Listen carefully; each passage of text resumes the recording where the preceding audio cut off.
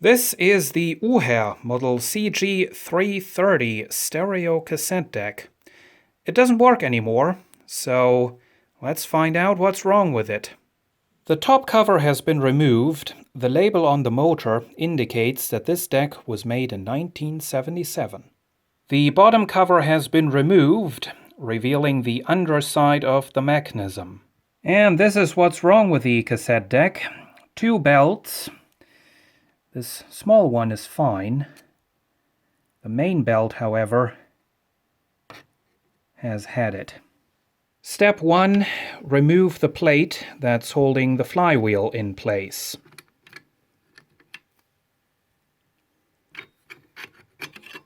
Like so. Step 2. Simply pull out the whole entire flywheel. Be careful, be patient. This quick test reveals the motor badly needs to be lubricated. You can use a syringe to reach down under the pulley and into the bearing. Much better.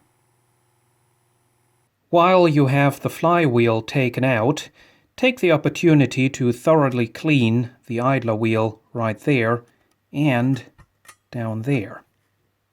Also clean the remains of the old belt out of here, here, and there. Now let's start reassembling this. First, thoroughly clean the flywheel.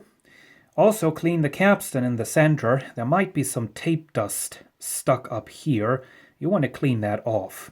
Then you take your syringe and you apply some oil to the shaft here. Only 1 or 2 drops. Don't put on too much. And then you take the new square belt and you put it around here into that groove. And then with the belt in place, you can reinstall the flywheel into the mechanism. That should be the easiest way of getting that first belt in place.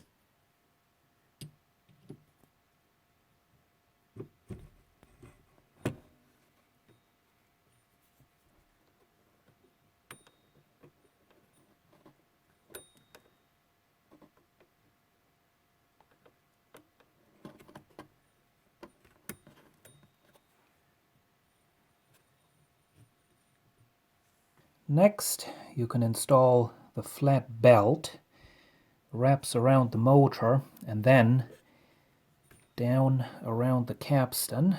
This is going to require some patience, as you can clearly see.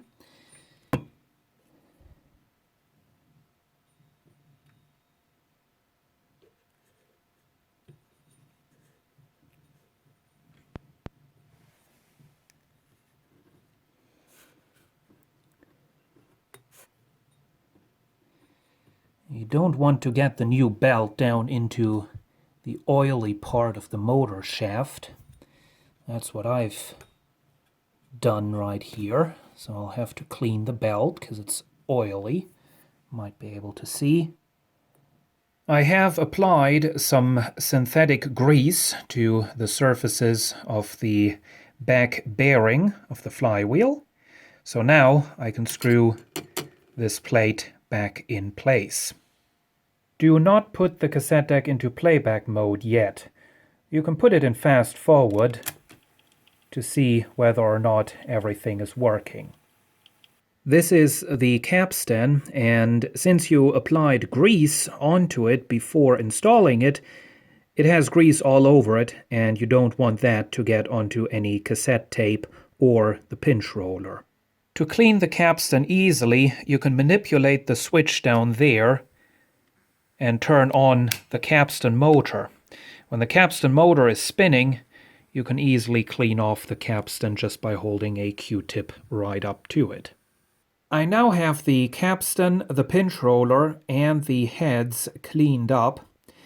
As for the remaining belts, there are 2 more right here operating the counter and the sensor for the auto stop. These belts are still fine, and as you can see, one of them disappears into the mechanism, and you're not going to be able to replace it unless you take apart this entire loading mechanism. The other one disappears into the front, and you'll most likely have to disassemble the faceplate to replace that. So I'm just going to leave these functional belts in place for right now. I do have the whole entire belt kit, so the replacement counter belts I'm just going to tape onto the back of the machine, so they're going to be there when I need them. If your VU meters exhibit this crazy behavior, even though there is no signal recorded on the cassette, you will have to clean the record playback selector switch. The record playback selector switch is this long sliding switch in the center of the circuit board. You apply the contact spray into that switch and then you operate it a bunch of times, and that should fix the problem. I now have the cassette deck connected to an amplifier, and it does work.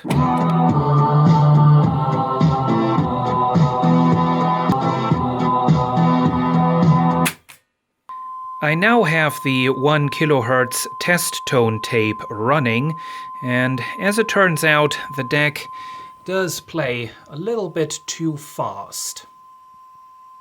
The speed adjustment of the motor is right there. You need to adjust it using an insulated screwdriver. That's what I did, and as you can see, we are almost spot on. This is while recording. You really gotta love those very fast and responsive analog meters and the two-colored peak LED. The test recording revealed both good news and bad news. The good news is that the basic process does work. A signal does get recorded onto the tape without any disturbances coming from the electronic side of things. However, there is still something wrong with the mechanism. I first used this BASF cassette, and that was absolutely awful. Tons and tons of wow and flutter. I then switched over to this TDK-SA cassette. That was much better. So I went back and cleaned up the pinch roller, and you can see how shiny this still is. And it's not supposed to be that way. That's causing the wow and flutter, at least for the most part. After cleaning it up thoroughly, even playback of this BASF cassette is now somewhat acceptable.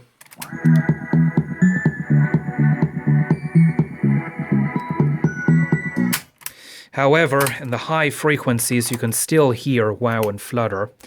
So I'll take out this pinch roller and maybe I can do something to make it work a bit better. To remove the pinch roller, you have to take off this little clip. Then you can just pull the whole entire pinch roller assembly away from the shaft. You have to make sure not to lose this little spring. Now, as we take a closer look at this pinch roller, as you can see, this is pretty bad. It has some sort of a groove worn into it, which is a bit strange. And then this surface is very, very shiny. So I'm going to try some fine sandpaper on this. This is a number 240 sandpaper. As you can see up there is all the rubber coming from the pinch roller. You don't want any flat spots in the roller, so you got to keep moving it. After the sandpaper, I went over here and cleaned up the pinch roller. I soaked the cloth into lighter fluid and cleaned up the pinch roller in here. And there it is, and in the light, in the video light, you can hopefully see, you can still see a bit of the groove that's worn into this for whatever reason, but it's not shiny anymore. And the rubber really has some good grip now, so I'm going to put this back together and hopefully it's going to perform a little bit better. Reassembling the pinch roller took a lot of patience, especially that spring turned out to be a real bitch. But it's all back together, and as you can see, no more shiny spots on the pinch roller. I made another test recording on this BASF cassette, and this time it worked.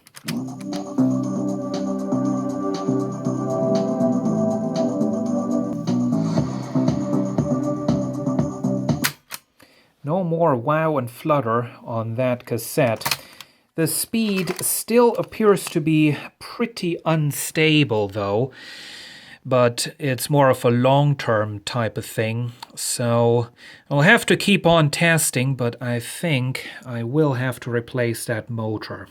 Lubricating the bearings was not enough. Simple test to determine whether or not the motor is bad. I readjusted the speed once more. It's about the 10th time I did that. I now have the 1 kHz test tone tape playing. The machine is hooked up to the scope. Since I just did the readjustment of the speed, we are pretty much spot on 1 kHz. I'm now going to let this play for quite a while, and from time to time I'm going to check what the frequency is according to the scope. And if it changes all too much, I know the motor is bad. It is now several hours later. Throughout this whole afternoon I kept running the test tone cassette. I had to flip it around a few times, obviously. Also, at one point I turned off the cassette recorder for a while to let it cool down a little bit. My theory that I had that the motor would start drifting in speed, that did happen. However, the drifting finally stopped, and after a couple of hours it now finally seems to have stabilized at something around 990 Hertz. So I'm thinking the motor is probably good. So I'm going to readjust the speed one last time, and that will be it. The Uher CG 330 stereo cassette deck ended up needing quite a few more repairs than I expected. And now it's all back together, so thank you for watching.